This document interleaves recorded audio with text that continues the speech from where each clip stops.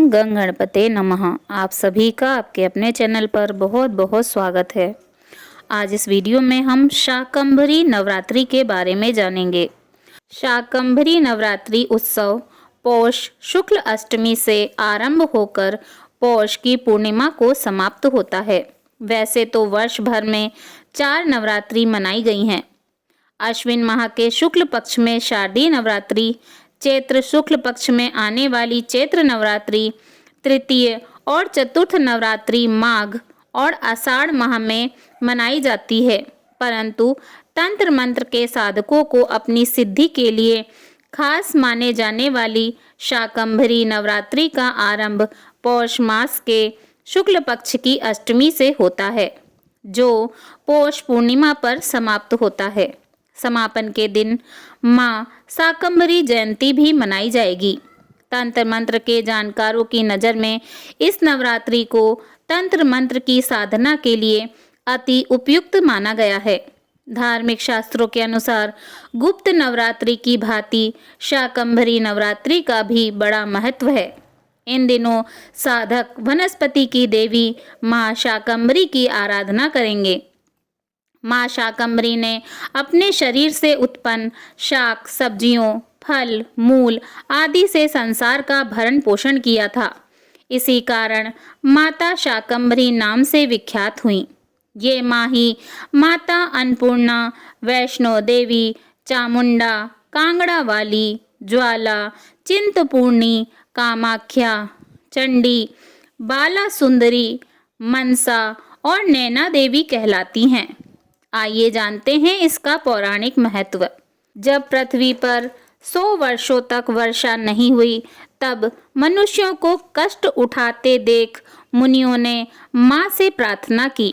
तब मां शाकंभरी के रूप में माता ने अपने शरीर से उत्पन्न हुए शाकों के द्वारा ही संसार का भरण पोषण किया था। श्री दुर्गा सप्तशती के 11 अध्याय और अधमूर्ति रहस्य में इस बात का उल्लेख है कि देवी की अंगभूता 6 देवियां नंदा, रक्तदंतिका, शाकंभरी, दुर्गा, भीमा और भ्रामरी हैं। शाकंभरी देवी का पूजन पौष शुक्ल अष्टमी 7 जनवरी से शुरू हो रहा है, जो पौष पूर्णिमा 13 जनवरी को समाप्त होगा। इसे शाकंभरी नवरात्रि भी कहा जाता है।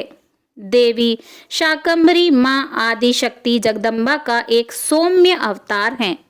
इन्हें शाकंभरी नाम इसलिए मिला क्योंकि इन्होंने संसार को शाक अर्थात सब्जियां प्रदान कर अकाल और भूखमरी से मुक्ति दिलाई थी।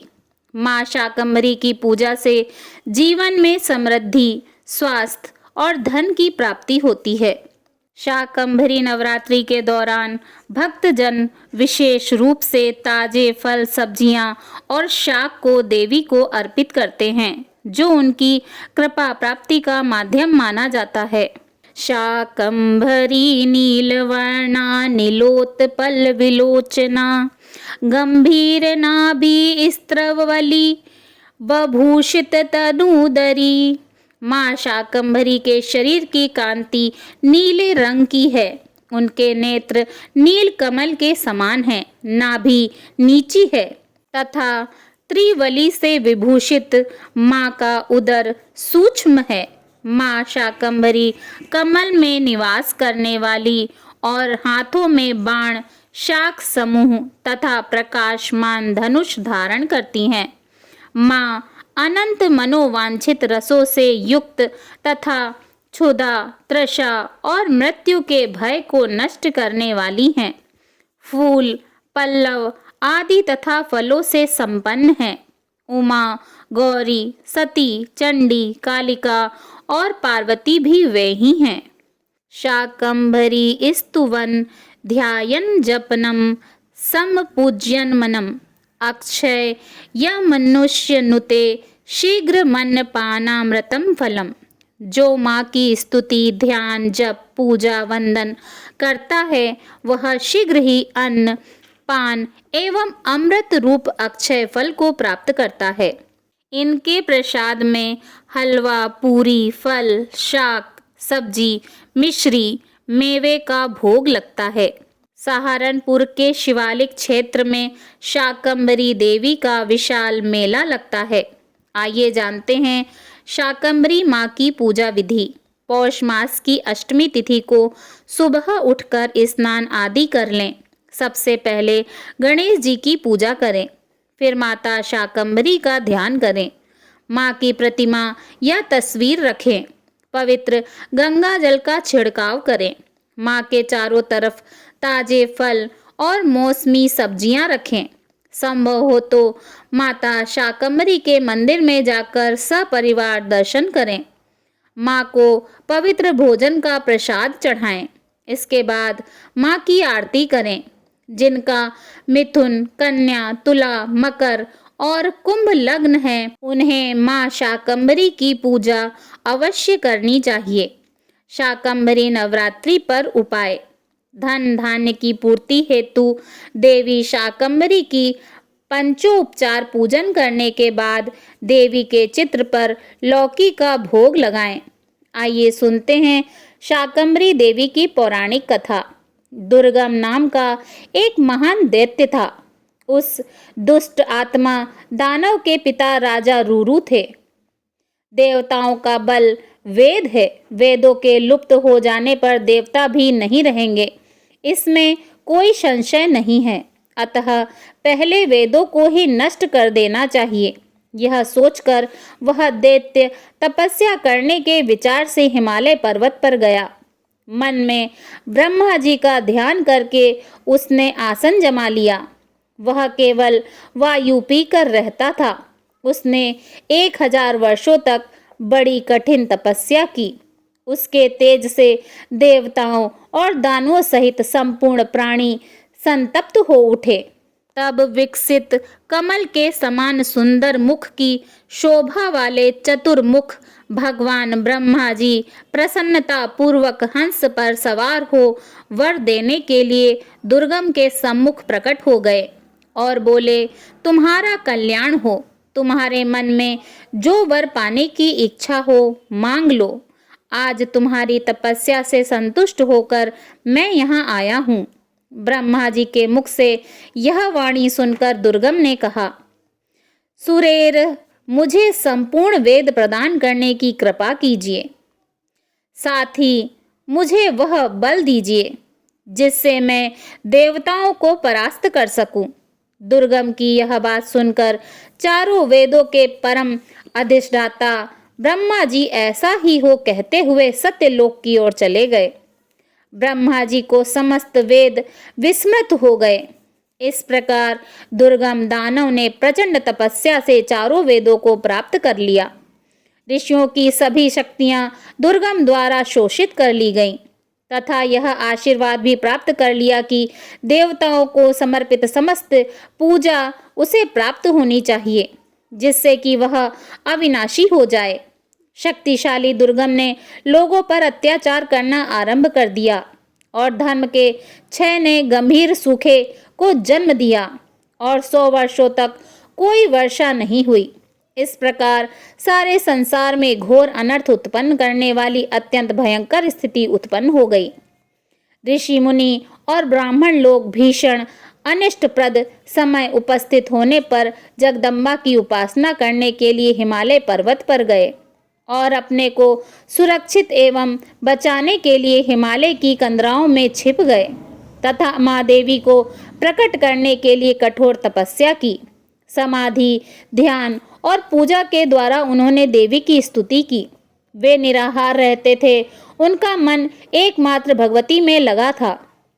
वे बोले, सबके भीतर निवास करने वाली देवेश्वरी, तुम्हारी प्रेरणा के अनुसार ही यह दुष्ट दैत्य सब कुछ करता है। तुम बारंबार क्या देख रही हो? तुम जैसा चाहो वैसा ही करने में पूर्ण समर्थ हो। कल्याणी जगदम्बिके, प्रसन्न हो। हम तुम्हें प्रणाम करते हैं।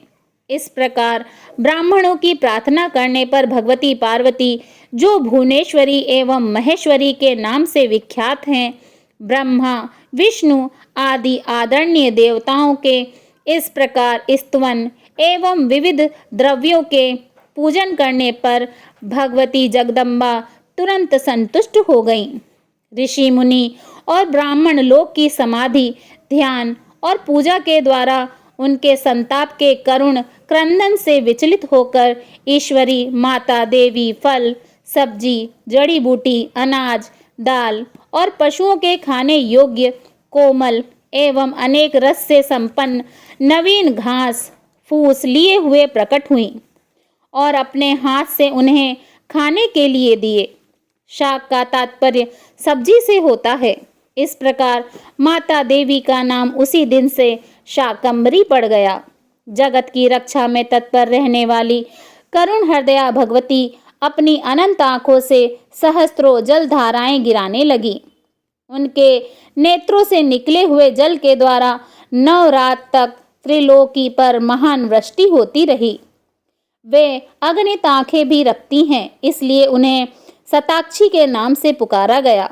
ऋषियों और लोगों की दुर्दशा को देखकर उनकी अगणित आंखों से लगातार 9 दिन एवं रात्रि तक आंसू बहते रहे।